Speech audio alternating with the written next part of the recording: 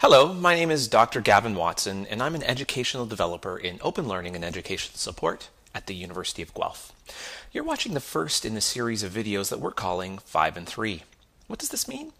Over the next 3 minutes or so, I'm going to give you 5 strategies or suggestions related to the topic of giving good feedback to students.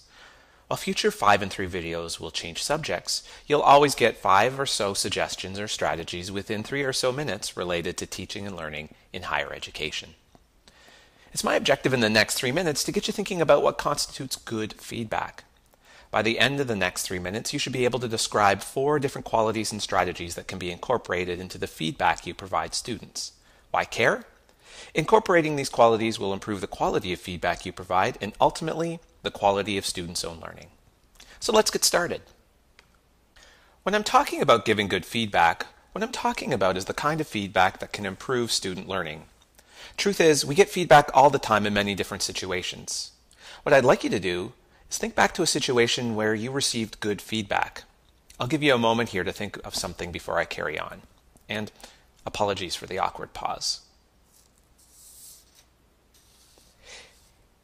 If you've got a situation in mind, now take a moment or two to think of some of the qualities of that feedback. What was it about it that made it so good? Again, I'll give you a moment or two to think about it before I carry on.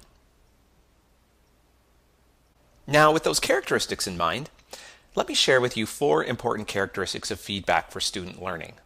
The best feedback is specific, actionable, timely, and respectful. I'm going to take the balance of our time to explain these in a little more depth. So, good feedback is specific. Rather than providing general comments, give students feedback that will provide them with tools for improvement. As you're evaluating student work, you could ask yourself the following questions. What exactly worked in this assignment? Or, what requires improvement? Answer these questions and you'll be on your way to providing specific feedback. Focus feedback on a few specific items. As a student, you might have experienced getting a returned essay covered in red comments. Reflecting on my own experience as an undergrad student, I'd know I feel a little bit of anxiety when I got an assignment returned to me. As an evaluator, you can narrow the scope of your feedback and reduce the amount of it by asking and answering. If this student could only change one thing next time, what change would make the most significant improvement? By limiting the feedback to the highest impact areas of improvement, not only have you focused your feedback on specific items, but you've also saved yourself a significant amount of time commenting on every small error. Good feedback is actionable. Concentrate on future improvements by offering a student concrete suggestions emphasizing what could be done next time, rather than emphasizing what they did wrong this time.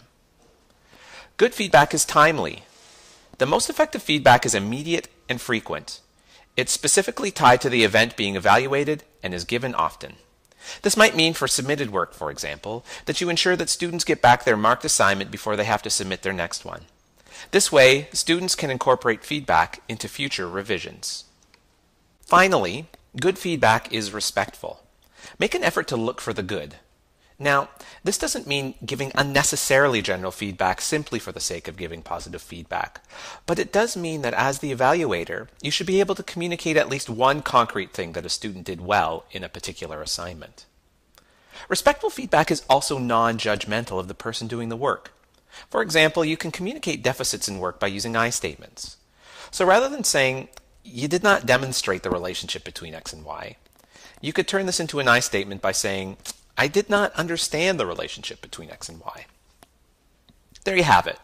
4 key characteristics of good feedback. Remember that the best feedback is respectful, timely, actionable, and specific. If you can incorporate these characteristics into your next round of marking, not only will you save yourself time, but your students will have a clear idea of how to improve the next time they submit work. If you're interested in further resources related to providing student feedback, you'll find some suggested links for reading here. Thanks for listening and watching. If you found the video useful, give us a thumbs up, and if you have questions, feel free to ask them in the comments below.